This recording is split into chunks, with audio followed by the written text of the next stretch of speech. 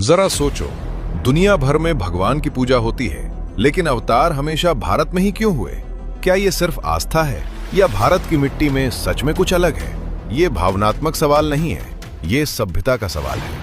राम अयोध्या में जन्म लेते हैं, कृष्ण मथुरा की जेल में, हनुमान किष्किंधा की धरती पर, लेकिन आज Nepal, Mauritius, Indonesia, America, Africa, हर जगह राम है, कृष्ण है, शिव है। तो फिर सवाल सीधा है, अगर भक्ति ग्लोबल है तो अवतार लोकल क्यों?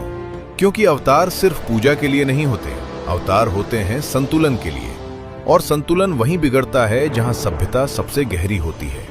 भारत सिर्फ एक देश नहीं था, ये एक धार्मिक प्रयोगशाला था, जहां दर्शन जन्म लेते थे, जहां उपनिषद सवाल पूछते थे, जहां ऋषि ब्रह्मांड को भीतर खोजते थे। जब धर्म की परिभाषा सिर्फ नियम नहीं बल्कि कॉस्मिक ऑर्डर हो, तो अवतार भी वहीं उतरते हैं। सोचो, राम किसी महाशक्ति साम्राज्य में क्यों नहीं जन्मे? क्योंकि राम सत्ता नहीं, मर्यादा सिखाने आए थे। कृष्ण जेल में क्यों जन्मे?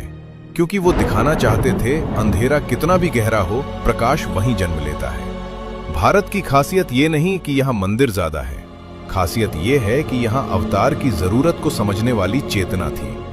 दुनिया के कई हिस्सों में ईश्वर डर बनकर आए, भारत में ईश्वर संवाद बनकर आए। यहाँ ईश्वर को सवाल किया गया, यहाँ ईश्वर से बहस हुई, यहाँ गीता में भगवान ने कहा, हे पार्थ, सोचो, समझो, फिर निर्णय लो। इसीलिए आज इंडोनेशिया में रामायण नृत्य है, थाईलैंड में राम राजा का आदर्श है, अमेरिका की सड़कों पर हरे कृष्णा गूंजता है। क्योंकि अवतार भारत में जन्मे, लेकिन संदेश मानवता के लिए था। भारत जन्मभूमि था, दुनिया कर्म भूमि बन गई।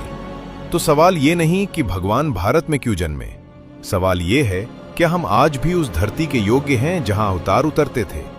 क्योंकि अवतार भूमि नहीं चुनते, चेतना चुनते हैं। अगर आपको लगता है कि भारत सिर्फ एक देश नहीं, एक चेतना है, तो इस वीडियो को सिर्फ लाइक मत करो, शेयर भी करो। क्योंकि सवाल अवतार का नहीं है, सवाल है कि क्या हम उस भूमि के योग्य हैं जहां ईश्वर जन्म लेते हैं। कमेंट में अपना जवाब जरूर लिखें।